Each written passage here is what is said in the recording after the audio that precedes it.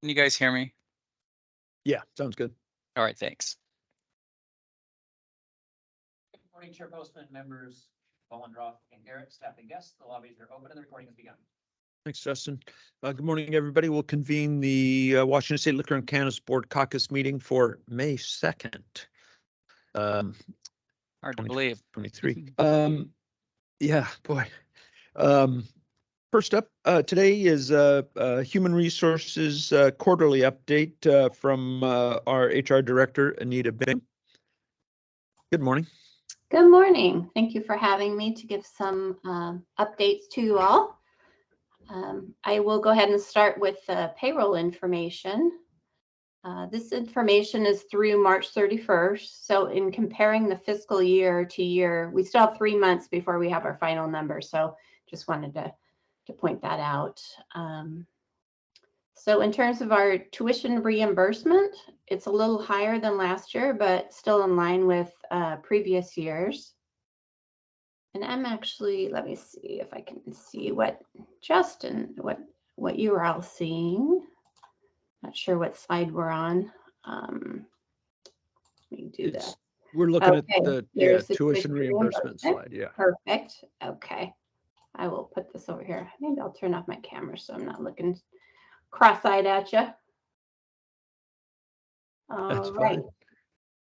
So we can move on to the next one.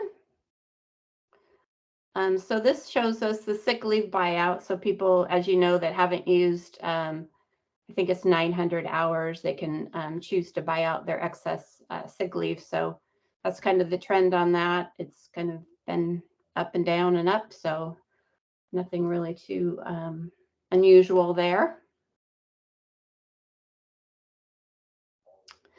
This slide shows the sick leave usage by the fiscal year. There again, we have a couple months to go, but we're trending back up, but still below what we were pre-pandemic levels.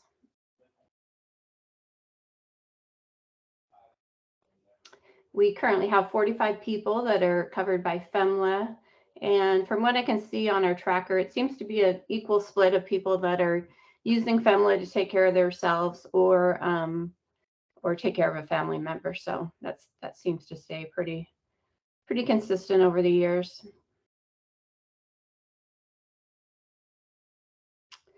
So some good news on our increases that the ledge recently approved. We weren't sure if everything was going to be applied equally between represented and non-represented, especially for those targeted job classes that some of the unions bargained. But they were able to extend it to both, which is good. We have the HRC series that is also impacted by that. So we're happy to see that applied to everyone. And as soon as the final budget is signed, then we'll be putting a notice out to employees to remind them to show us their booster cards. They didn't want us really to do that until the budget's signed for the non-represented. So good news on that. There's some more money coming everyone's way, which is always happy news.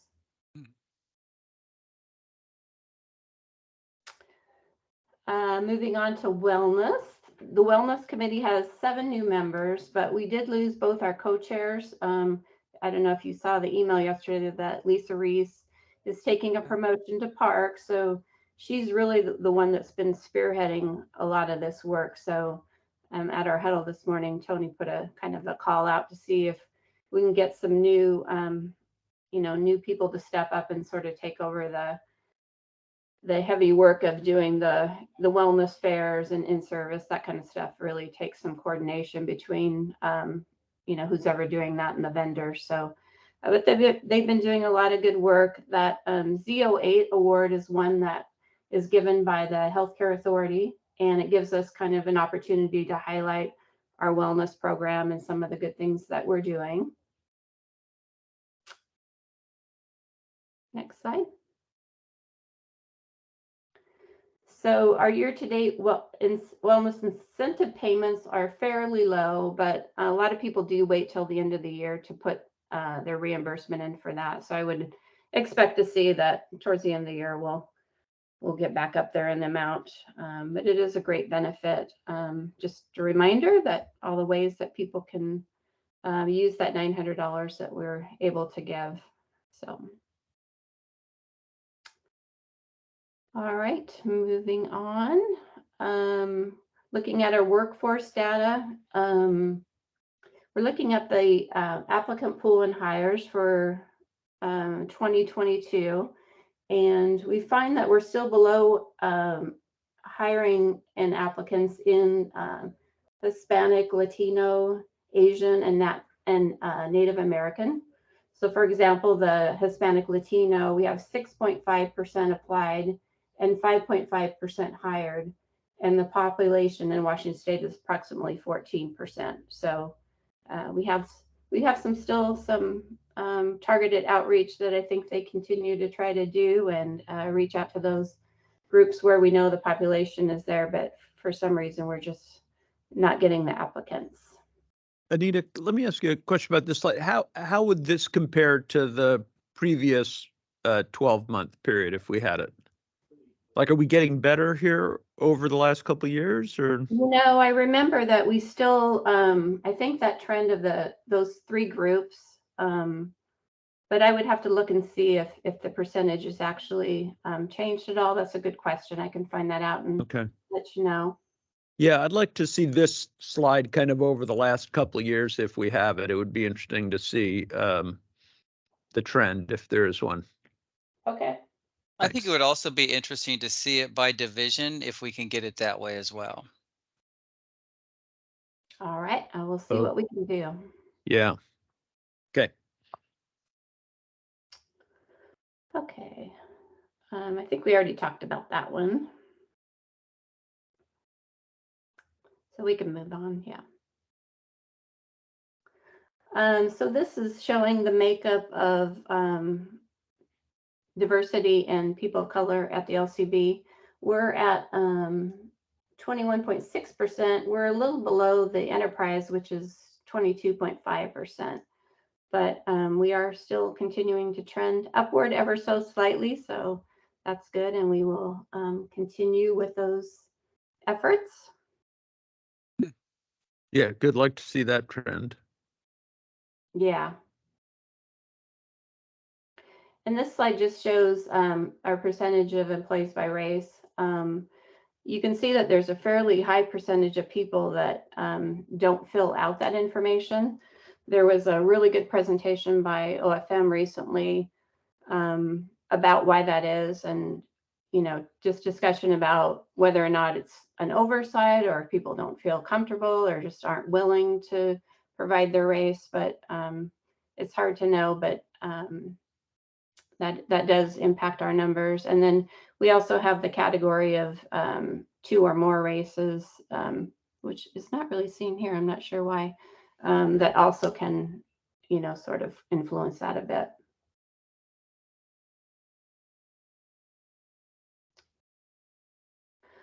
This slide is looking at our appointments for the fiscal year and kind of how we have hired people in. It looks like we've had a pretty even split between internal promotions and new hires, which is good to have a balance of, kind of getting some fresh new people in, but giving our current employees some opportunities.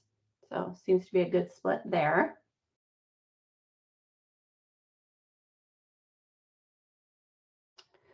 Looking at turnover so far this year, turnover does include dismissal, retirement, layoff, resignation.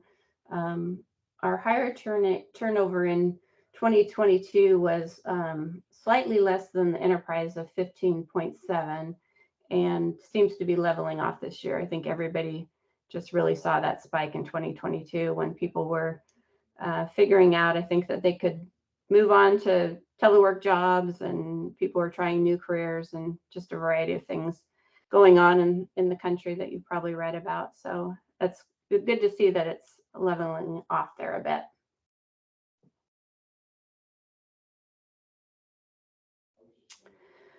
So in terms of the mandated DEI training that is provided by DES, there's been some sort of starts and stalls with that and their ability to get that rolled out. They're having some difficulty getting trainers hired, and they have a huge demand because the whole enterprise has been waiting for this DEI training. So there's been some challenges just getting that up and going. So they actually ask agencies to kind of hold back on sort of rolling it out in a big way.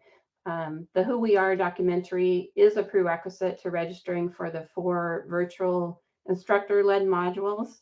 And our management team recently watched the documentary as a group and had a good discussion about it. And at our next meeting coming up in a couple of weeks, we're going to talk about our plan to roll it out for the agency, how we want people to be able to be assigned to watch the documentary so that eventually they can start signing up for these modules as they become available. Next slide. And that's just giving you a little breakdown of what that training is going to look like, the modules. It's a total of 8.5 hours of training. So as soon as DES gets more people up and running, we'll start getting people through it, I'm sure. Next slide. So this slide shows our completion rate for required supervisory training. The reasonable suspicion class hasn't been available during COVID, but we're finally getting back around to get those scheduled, so that number should come up. And then, of course, the DEI training hasn't been there, so most people are past due on that. It's due every 3 years, so that's not too surprising to see that. We're doing fairly well on our non-supervisory training, with the exception of the DEI, which we already talked about the reason for that.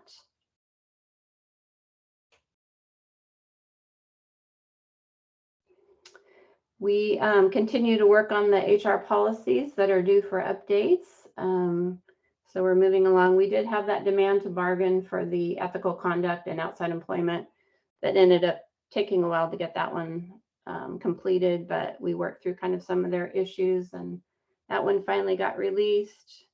The food and beverage one is pretty straightforward, nothing too exciting there.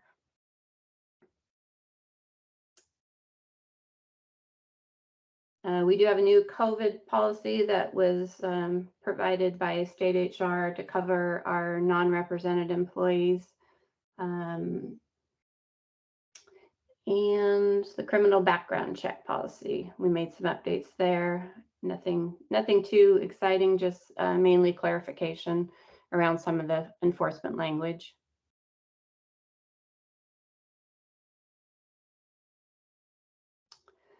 So we have had some movement on our grievances related to the COVID separations. We were the first in the state to have a decision, and it was upheld. So it says denied, but denied for them, upheld for us. So that was good news.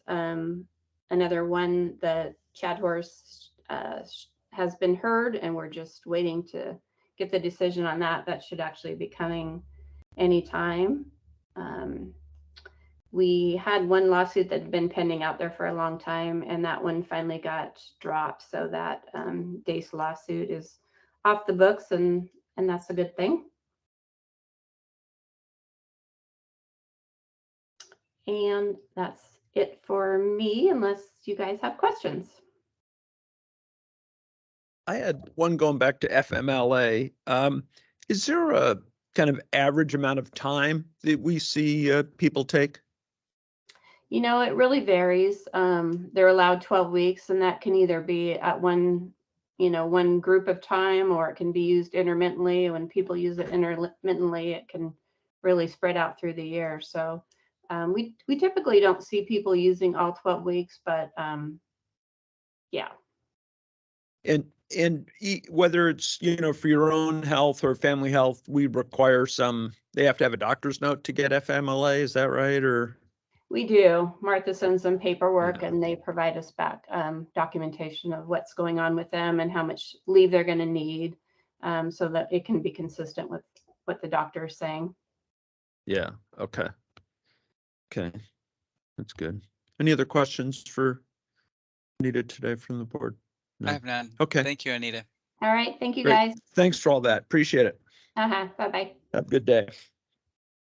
Okay, we're gonna move to policy and rules team update with Dr. Kathy Hoffman, our policy and rules manager. Well, actually, now, right, we have to switch your title. So one of the things, I think your first update should be our congratulations to you for becoming our new LCB research manager, the first ever. Thank you.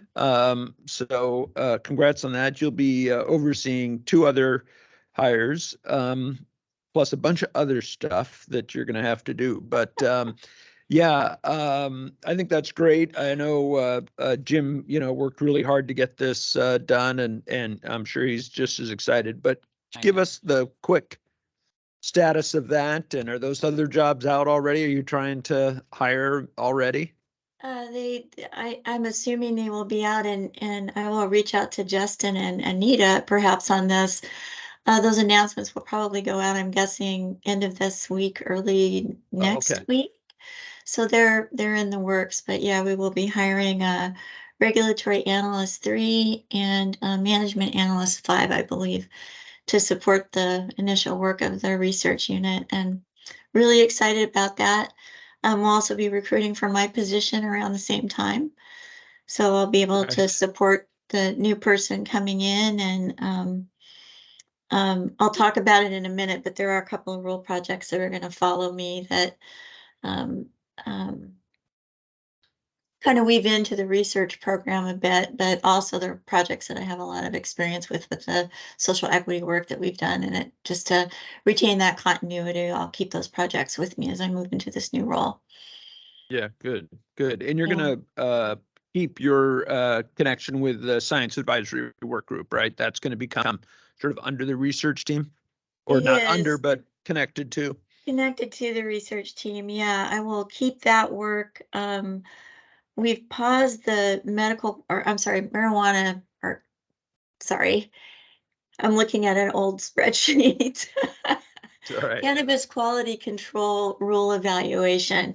We've paused that temporarily, but I suspect that's going to come over with me as well, because we really want to do program evaluation, rule evaluation, and I think that's something that the group can do, that the research unit can lead as well. Also, I think legislation related to psilocybin work in the future. There's 3 work groups that were part of that legislation, and I think that work would come into the research unit as well, with the exception of the expertise that they're looking for on CCRS, which I think Right. we need someone from. I think that might fall to our enforcement experts or someone from IT to help with that work, but that will probably be coming to the research unit as well. And then there was a like a policy recommendation document. Justin and I are looking at it as just a document that makes recommendations about potential delivery in the future, what a policy framework would look for that for third-party delivery. That's part of Senate Bill 5448.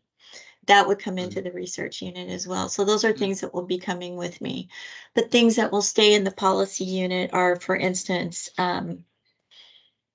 social equity program development.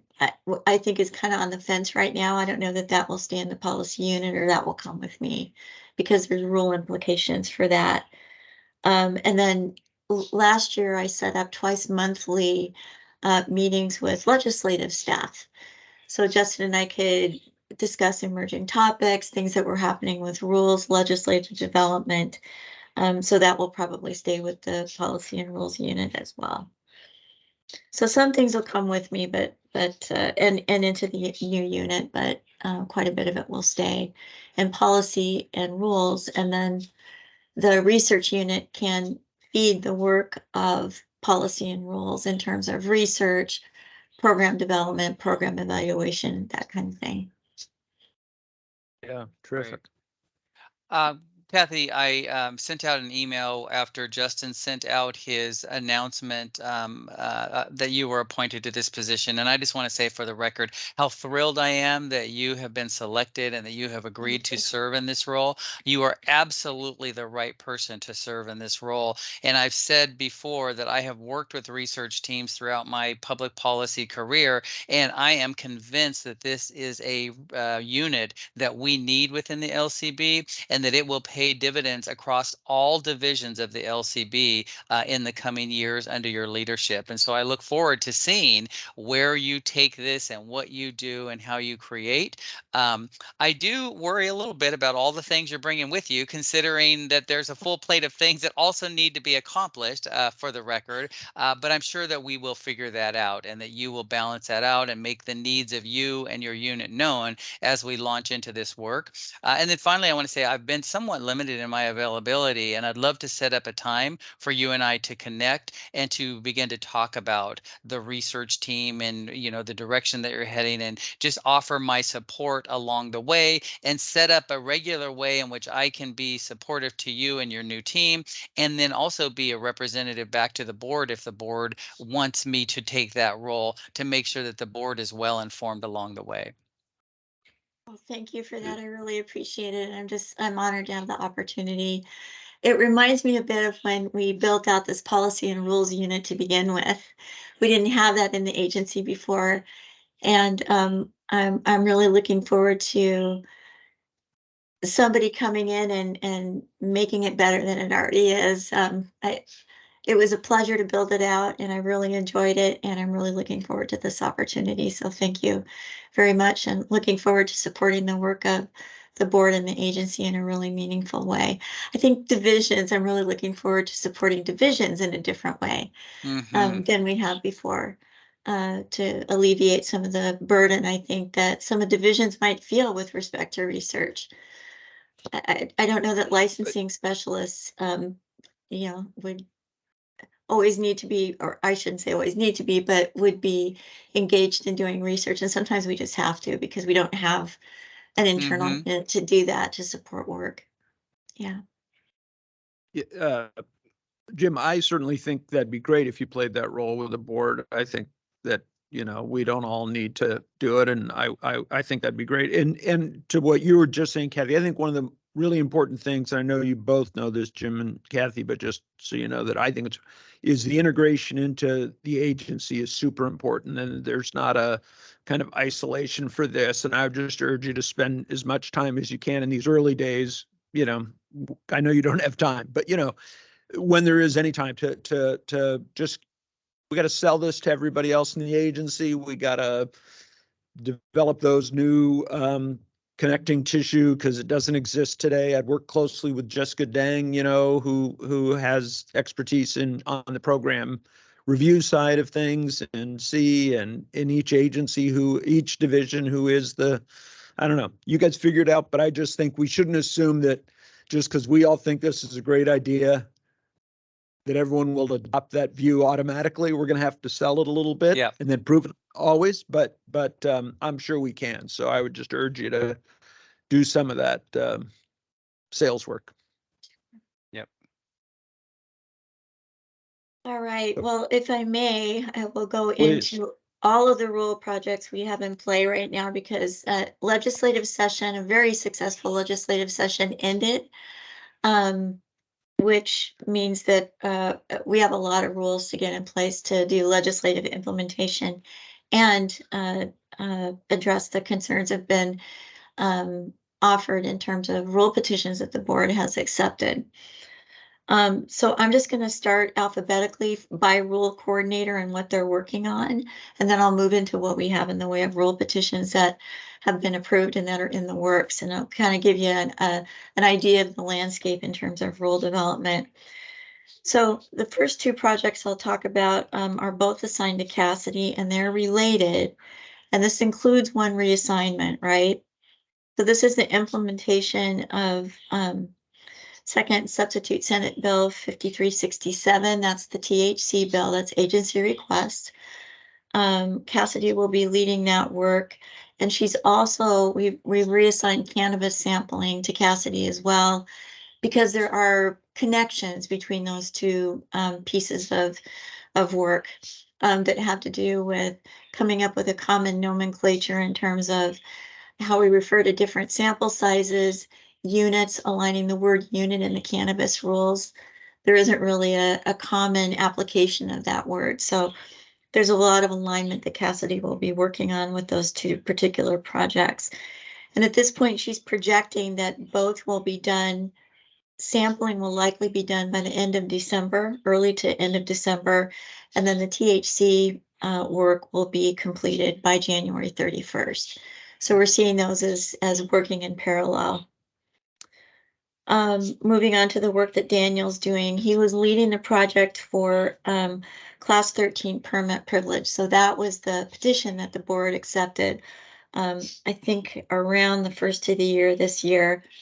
We see that there's some connection to the implementation of Senate Bill 5448. So that's the continuation of the temporary allowances that we saw by way of agency request in 2021. So that was House Bill 1480. So 5448 extends the sunset on a couple of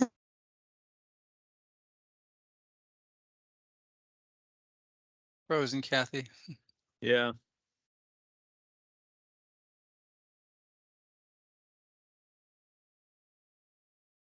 Personal texture real quick. There's Can you back. hear You're me back. again? Oh, you're back. Okay. You're back. Yes. All right. We love technology until we don't, right? All right. So anyway, we're going to, and for 5448, there's really two components to it.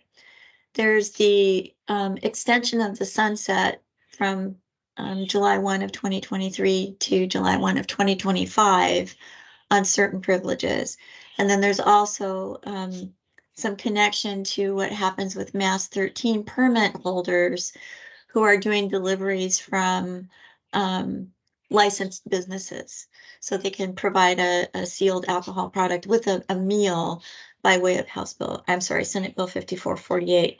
We see that there's a connection to the Mass 13 permit holders there in terms of changing Mass 13 and Mass 12 privileges. So we're going to combine those two projects. So there'll be two components to 5448. The first is to repeal certain parts of the rule that will expire by way of the sunset. And then there's the extension of certain privileges that'll go on through July 1 of 2025. So Daniel will be doing all of that. And we see that as a consolidation, really, in a lot of ways. The other thing that Daniel will be working on is the implementation of 2023 legislation that has to do with alcohol, and that's House Bill 1772, 1730, and 1731. And so one of those was the extension of privileges for persons 18 to 20, privileges to work in a bar, not doing alcohol service, but janitorial services, those sorts of things.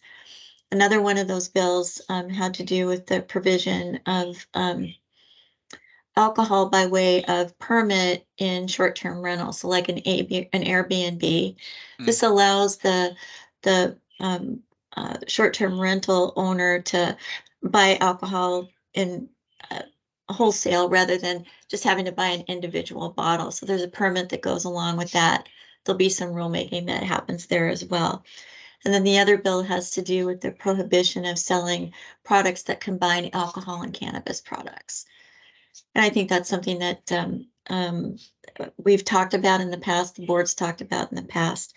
But we're going to put those three bills together as the alcohol legislative implementation because they are all related to alcohol. And this is the way we've approached this in the past. And it's been very efficient just to do it all in one CR 101. I don't know if you remember the really heavy lift Audrey did a couple of years ago in implementing legislation in this way. And so we see that happening here as well. So moving on, the final, let's see. All right, so moving on to the project that Jeff is working on. Oh, let me stop here for one moment. Cloud storage. Jeff and Daniel are going to work on that together.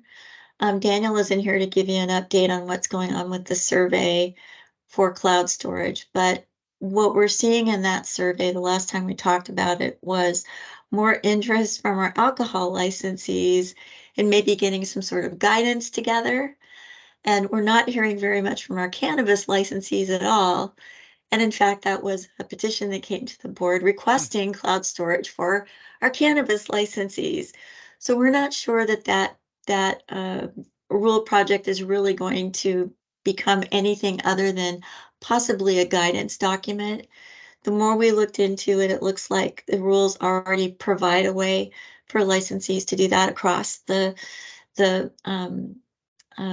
product lines that we regulate. So we'll wait till we get to the end of the survey, and I think it's at the end of this week, and then we can provide the board with some more updates there. But we're just not sure that that's going to progress. But in order to kind of share the workload, Jeff and Daniel are going to see that one forward together. Moving on, Jeff will be working on private club memberships. And hopes to have that project completed by the end of August. So that was the project that asked the board to consider allowing an extra couple days per quarter for private clubs like Elks to be able to have promotional like Oktoberfest celebrations, golf events where they're trying to promote membership drives. He'll also be moving forward the Global Entry Project, and that was a rule petition that the board just approved. I think at the last board meeting, if I'm not mistaken, it was fairly recently. And then he'll also be moving forward the project on mailing checks for cannabis licensees, and expects to have both of those completed fairly soon. We're thinking towards the end of September.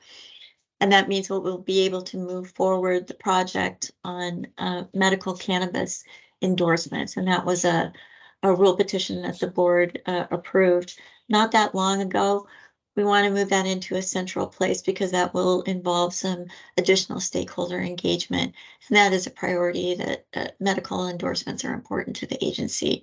We want to make sure that there's a lot of attention paid to that project. So we want to make sure that we have a rules coordinator in a place that they can do that meaningful work in a meaningful way.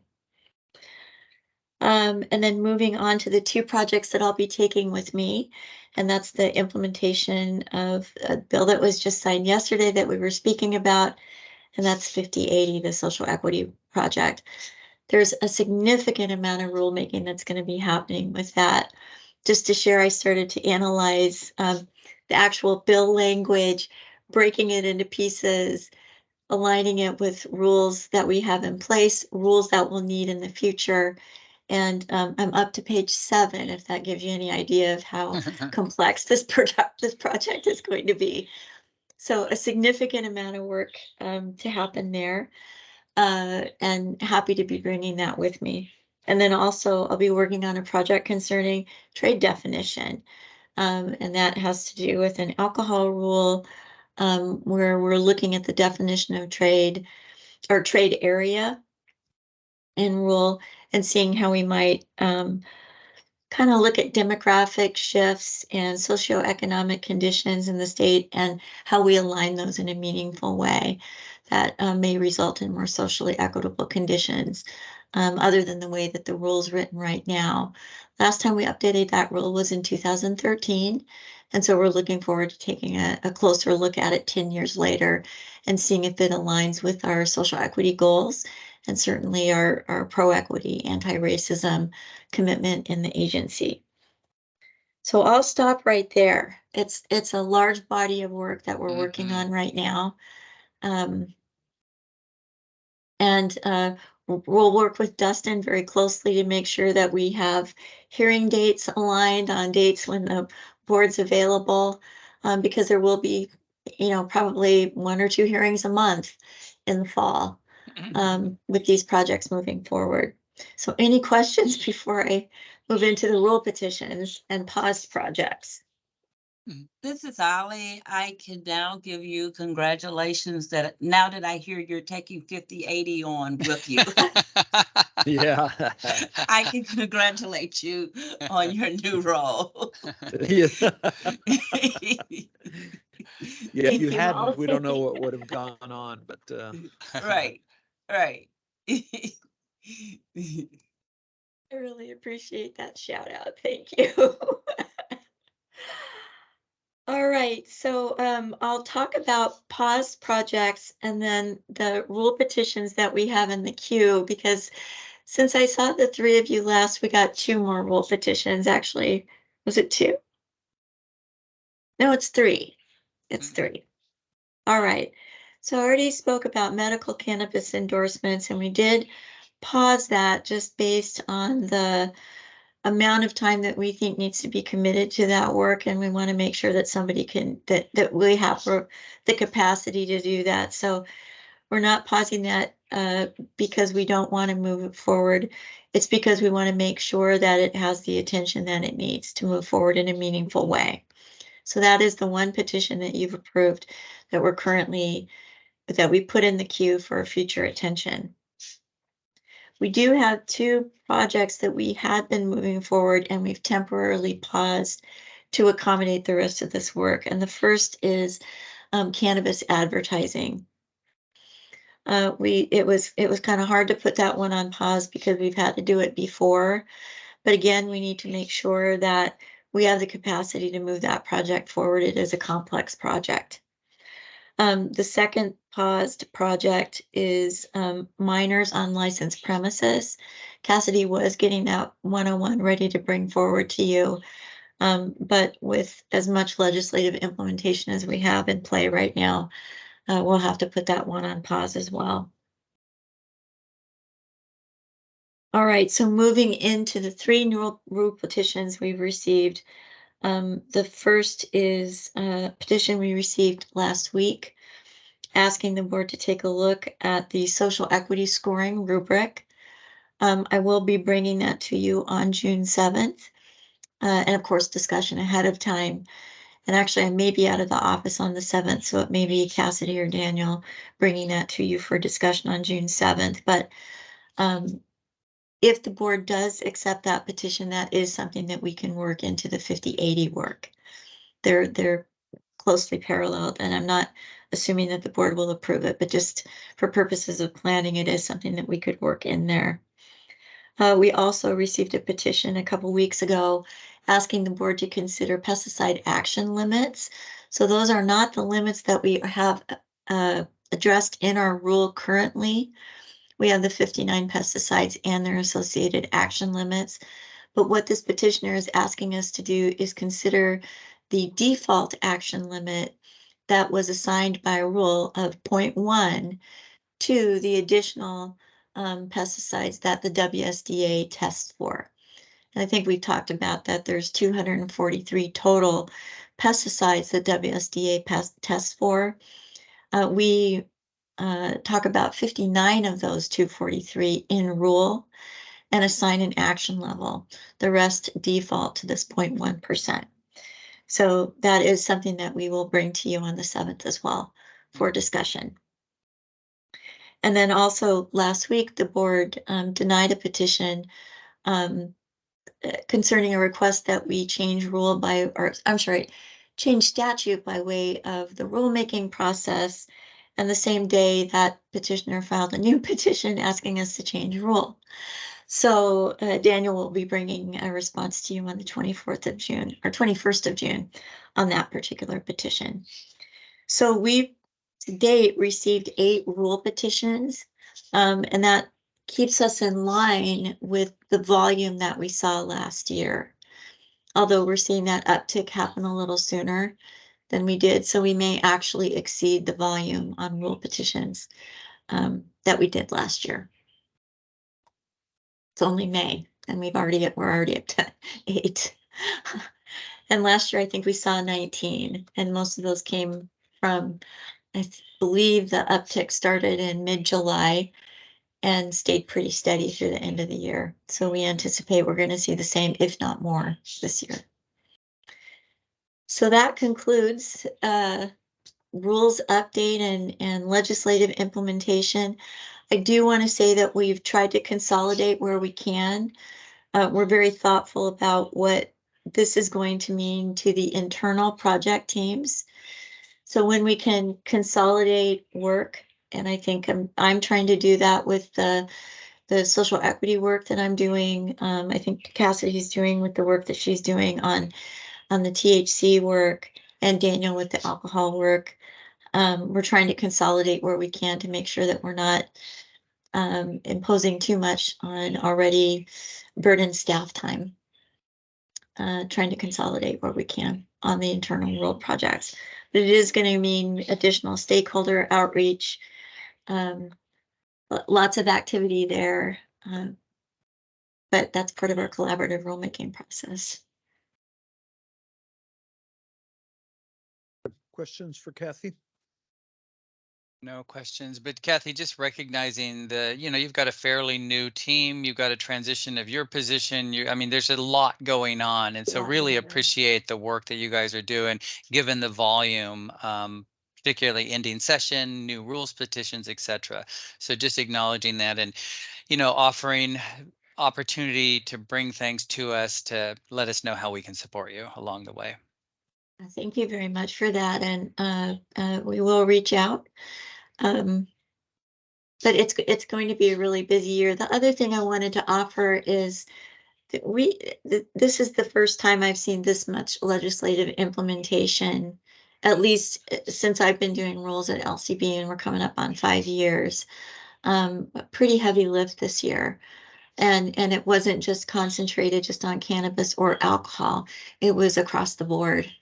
And so we had some pretty significant request legislation that we were successful with this year. So that's great in so many ways. And then the implementation is the other side of the summiting the mountain, if you will, on that. We still need to get off the mountain. So. Okay, great. All Thank right. Thank you. Thank you. We're to our board member and executive assistant reports. I just we should just acknowledge once more the signing yesterday of the social equity bill. Ollie was there as warranted, along with Caitlin Bomba from licensing, who has been instrumental in this work, and Rick as well.